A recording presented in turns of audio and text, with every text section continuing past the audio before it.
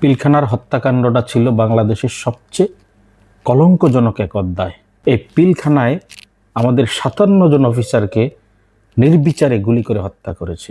আপনারা কি জানেন মাননীয় প্রধানমন্ত্রী জনাব তারেক রহমান কেন বিজিবিকে বিডিআর নামে ফিরিয়ে নিয়ে আসতে চাচ্ছেন? আপনাদের বড়ইবাড়ির কথা মনে আছে, যে বড়ইবাড়িতে বিডিআর এর কাছে বিএসএফ চরমভাবে মার খেয়েছিল। ২০০৯ সালে বিডিআর বিদ্রোহের আগে এই বিডিআর আমাদের সীমান্তের অতন্দ্র প্রহরী ছিল। সীমান্তের বিভিন্ন এলাকায় অত্যন্ত সাহসিকতার সাথে তারা শত্রুর মোকাবেলা করেছিল। এই বিডিআরকে যখন বিজিবিতে পরিণত করা হয়, তখন থেকে এই বিজিবি ভেড়াতে পরিণত হয়। আমরা সেই আমাদের হারিয়ে যাওয়া বিডিআরকে ফিরে পেতে চাই। তারা আবার সাহসিকতার সাথে আমাদের সার্বভৌমত্বের অতন্ত্র প্রহরী হিসেবে থাকুক। আমি প্রধানমন্ত্রী তারেক রহমানের এই উদ্যোগকে স্বাগত জানাই।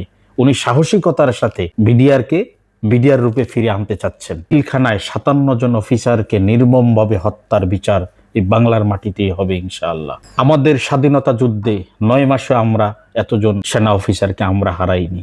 বিডিআর বিদ্রোহের বিচার হবে বাংলাদেশের ইতিহাসের এক মাইল ফলক।